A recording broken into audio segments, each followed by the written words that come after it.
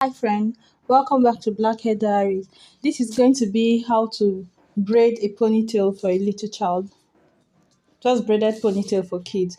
But in the course of this video, I included some design in the hair so that it will be like a one in many. Like we're using one stone to kill plenty. That's not a good example, but you get what I mean. You're going to learn how to braid a heart, how to make the zigzag design, how to braid dollar sign, all in this hairstyle. So if you like it, please remember to leave a thumbs up. If you do not skip the ads, we make money from the video, and I thank you for that.